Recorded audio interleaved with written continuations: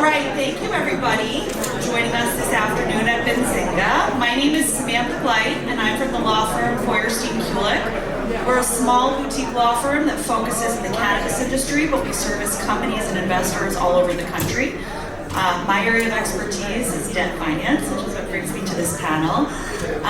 We focus again both on the company and the investor side.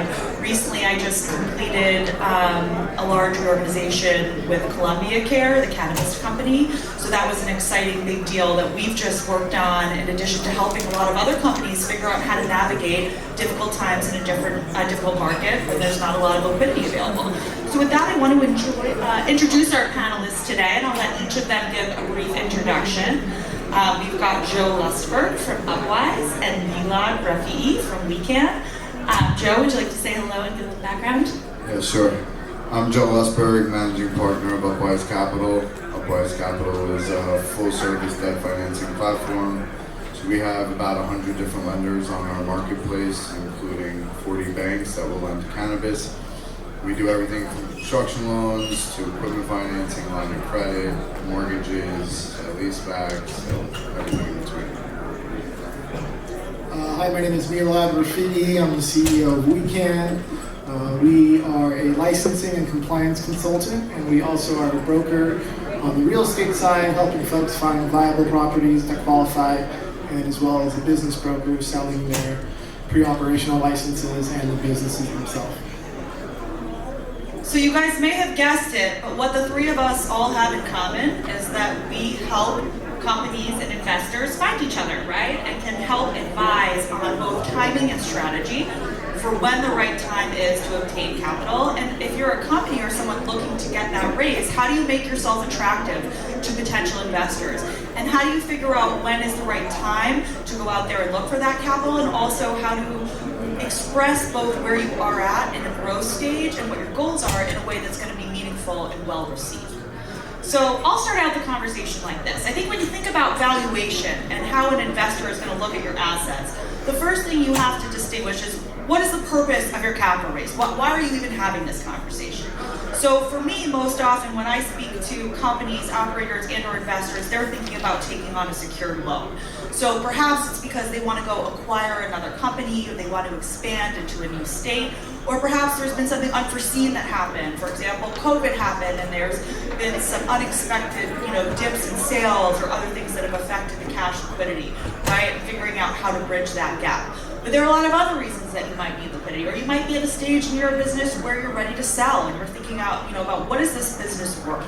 So depending on what your context is, that will very much set the stage, right, for how a lender will look at your assets and think about what they're worth. So with that, Joe, can you start and tell us a little bit about, with the investors you work with, what is the first thing that they're thinking about and that you think about when you help make those introductions to find them the right partner for a company with attractive assets? So it really depends on the stage of the borrower, whether it's a startup or established operator with cash flow or positive EBITDA. But really they're looking for some sort of experience. They're looking for skin in the game, right? So you have to have raised some sort of equity or put your own money into the business to get to the point that you're at. And then most of them are looking for some sort of assets, whether that's the real estate, so they can come in first name position on the real estate to help it get built out and start your dispensary, cultivation, your processor, whatever it may be. And they're looking for strong guarantors, right? If you're not an MSO in this space, unfortunately, you're going to have to personally guarantee the loan, and really put everything you have into this business. So that's really what they're looking for, is you having everything in this and some experience to execute your business plan. So just before we switch to Milad, Joe, on that, a question about the personal guarantee point. When you see lenders and investors asking for that, in your experience, is it because most often they are eager to go take your house and everything you own, or is it more to your point about skin in the game, or is it a mix of both? It's more, you have to think about this from an underwriter's perspective, right?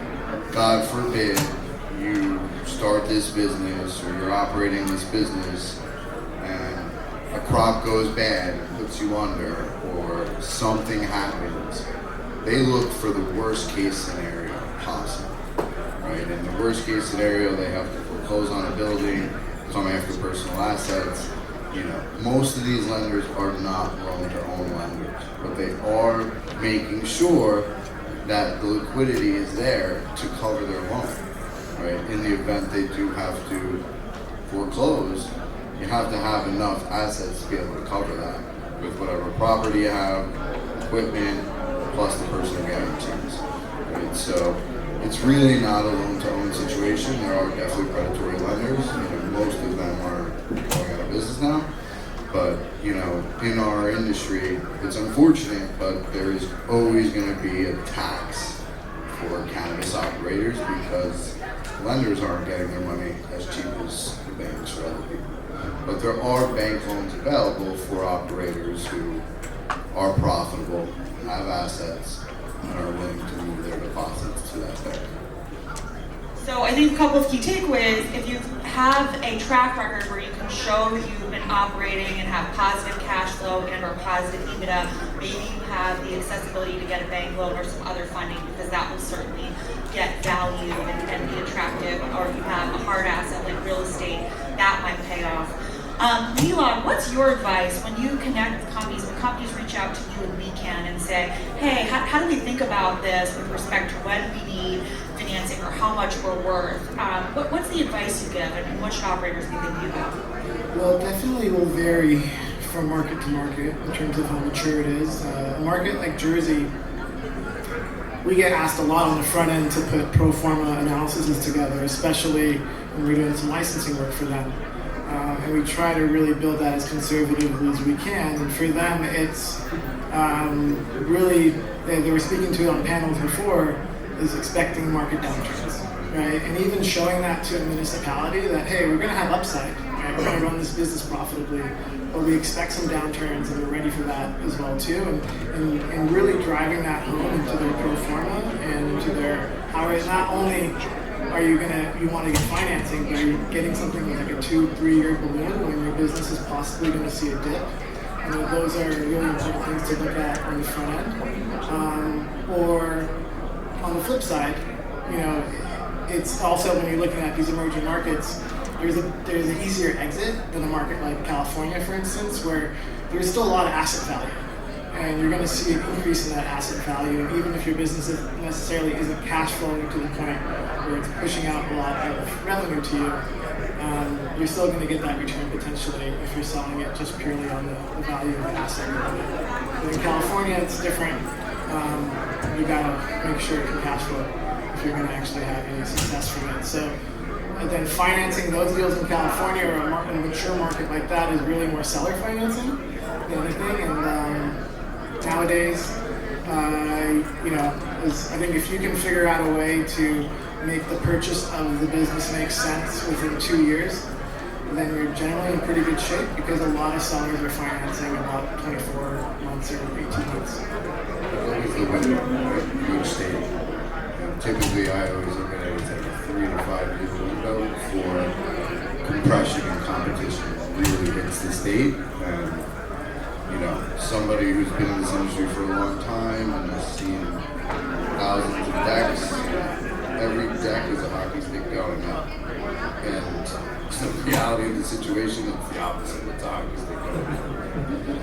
So what's the right time for someone who's just, getting up and running in New Jersey? And for purposes of this discussion, let's say you're not an established operator, right? Let's say this was your first license. You came, you're new to the market, and maybe you don't have that, positive EBITDA, positive cash flow yet, but you think you're awfully close. What would be the advice and the timeline that someone should think about at that stage? I mean, we start financing as soon as you get the license, right? If you get the license, you have a piece of property, or you're looking for equipment financing, we have solutions to get you financed. But really the best time to look for financing is when you need it, I always say, right? And when you're doing well, right? Like when you're super profitable and they're like, oh, I don't need the money, that's the time that you should take it. That's the time you're going to get the best deal from the lender. just to little stories. Massachusetts came about, we saw an operator and we got him a construction loan at 15% plus points from the lender. And he's like, this is crazy. These are hard money rates. It's absurd. And I said, what's most important to you? Is it, opportunity cost and getting into the Massachusetts market, or is it cost of capital?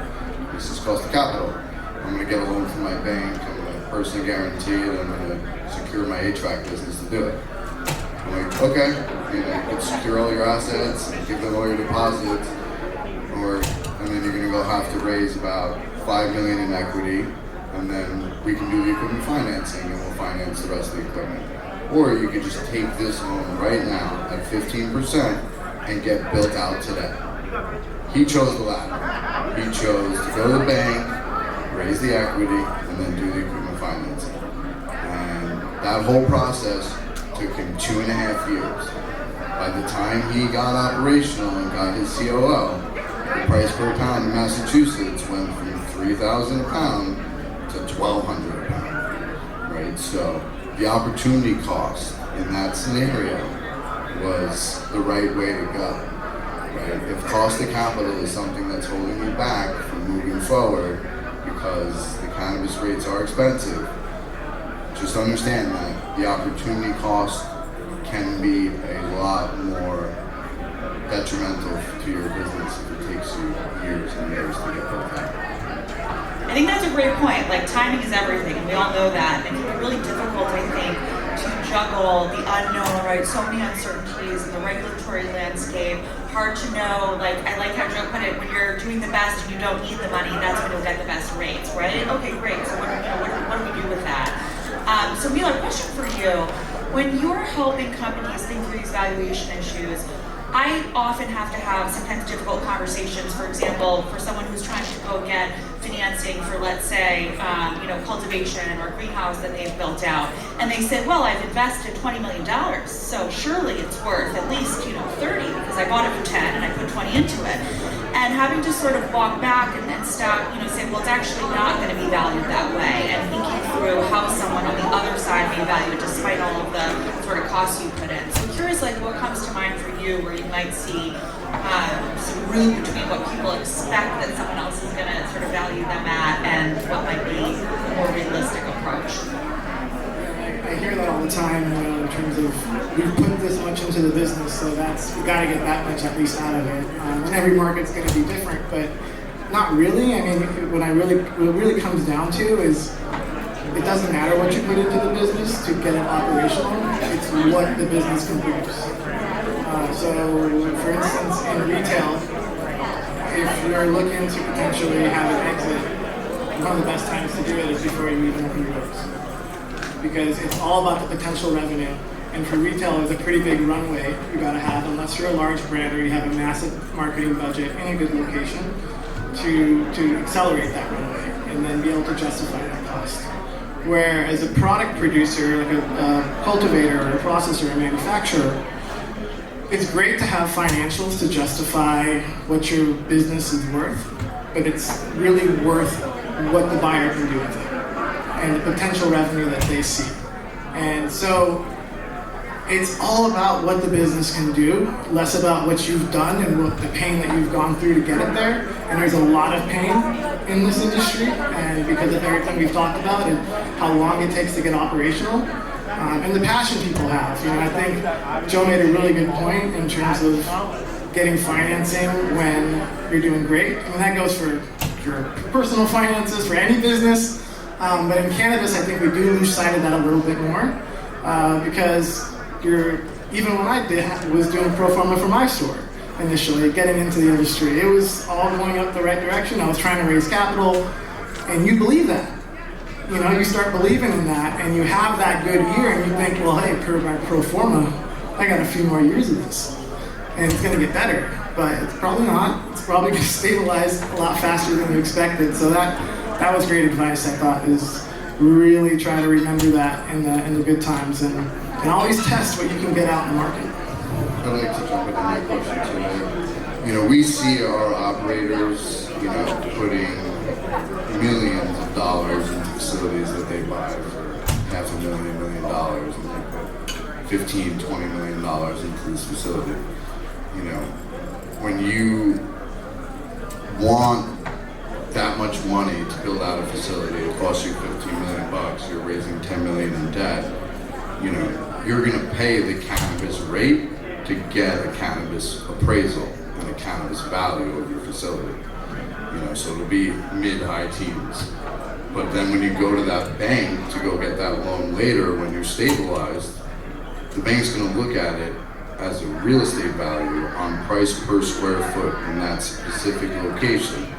What other industrial facilities are selling for it that are non-cannabis, and that's what you're gonna get a valuation on, right? So.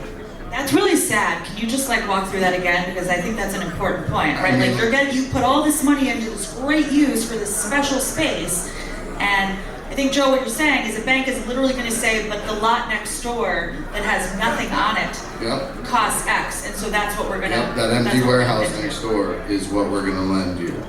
You know, and some banks are starting to understand cannabis a little more, and they'll lend on a loan to cost basis if you need, you know, if you're profitable. Giving them all your deposits, right? But just understand that if you need big dollar amounts above $5 million, the banks aren't doing those loans. Their max tickets are $5 million. So your only option, unfortunately, is the other lenders who funding cannabis and are in their mid-teens or low teens. You know, if you're a very profitable business and you get a 13% interest rate, you should celebrate because you just got a great rate. You know, it's the truth of the matter. So I agree with that, and this, like, again, is sounding like kind of a sad message, right? Because it's basically like we're going to be stuck paying with these higher than, you know, bank rates on these loans. So I agree with that. I think it's well said. But here's something else to think about, right? So a distinction that I think is somewhat subtle between what Joe's mentioned, what Mila's mentioned, right? How are your assets going to be valued? Well, it obviously depends on who you're talking to and in what purpose. If you're talking to a lender, they are most likely going to say, what is somebody else going to pay me for these assets if I have to sell them? And essentially a fire sale. If I have to send a notice out, if I go to Deborah and say, please have Green Market pump out this notice of sale, and I say, give me your best offer in 30 days, what are we going to get? That's also probably a low number, right? But when you're talking about a potential sale, and this also I think rings true when you think about some of the industry-specific lenders that have what we think to be higher than market rates, but they may have more options and put a higher valuation on your assets because they're not necessarily going to say, what does lot 48 next to you go for on the open market? People who have more deeper connections in the industry may have more ability to either, just like a buyer could use that property and say, oh, what am I going to make off this, right? What are the efficiencies? How is this accretive to my existing business? You can also get some of those benefits with some of the industry lenders, even though you are stuck, unfortunately, paying that marginally higher price. Yeah, I mean, everybody always asks, what about my license? You know, is my license an asset? Can I leverage my license? No, it's not. It's a piece of paper, it's a license and a dream, right? But if you have a property attached to that license, the cannabis-specific lenders will lend you more money than most banks that are out there. So. We need to start wrapping up here. Okay, well, there's so much we could endlessly cover on this. I think we also just wanted to ask if anybody had questions, because I think the three of us have each gotten a lot of questions, and if not, we can just cover our last point. But is there any questions for either Mila or Joe? One question? One question? I have a question. So, you know, we're talking about acquisition. Sorry, we're talking about potential acquisitions in the future, and when I look, everyone's talking about industry consolidation.